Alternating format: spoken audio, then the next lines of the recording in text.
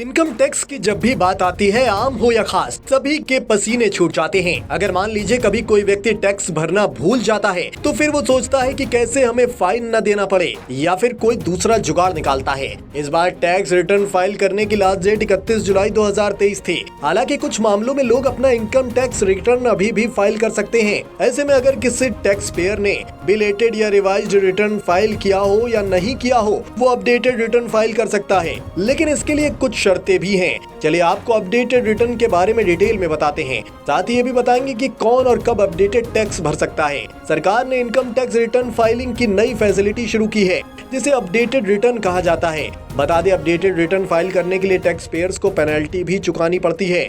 वहीं इसका फॉर्म भी अलग होता है, जिसे फॉर्म ITR U कहते हैं। अपडेटेड रिटर्न कोई भी रेलेवेंट असिस्टेंट ईयर के 24 महीनों के अंदर फाइल किया जा सकता है, भले ही फिर टैक्स पेयर ने उस अवधि के लिए चाहे रिवाइज या बिलेटेड रिटर्न फाइल किया हो या ना, उसे अपडेटेड रिटर्न भरने की सुविधा मिलेगी। इसके साथ ही अगर आपने रिटर्न फाइल भी किया था लेकिन इनकम रिपोर्ट करने में कोई गड़बड़ी रह गई या फॉर्म में कोई गड़बड़ी रह गई हो, तो आप अपडेटेड रिटर्न से उसे सही कर सकते हैं। लेकिन उससे पहले ये जान लेना जरूरी है कि कौन कौन व्यक्ति अपडेटेड ITR फाइल नहीं कर सकता।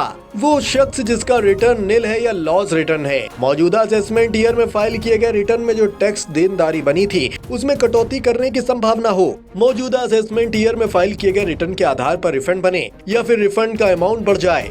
अगर जब्ती या फिर तलाशी का कोई घटनाक्रम हुआ हो जिसमें कार्रवाई शुरू की गई हो। एक बात ये भी जरूरी है कि अगर अपडेटेड ITR या फॉर्म ITR U 12 महीनों के अंदर फाइल किया जाता है तो टैक्स पेयर को कुल बकाया टैक्स और उस पर बने ब्याज पर आपको अतिरिक्त 25% भरना होगा। वहीं अगर आप 12 महीनों के बाद लेकिन 24 महीनों के भीतर फाइल करते हैं तो आपको कुल बकाया टैक्स और ब्याज का 50% एक्स्ट्रा टैक्स भरना पड़ता है।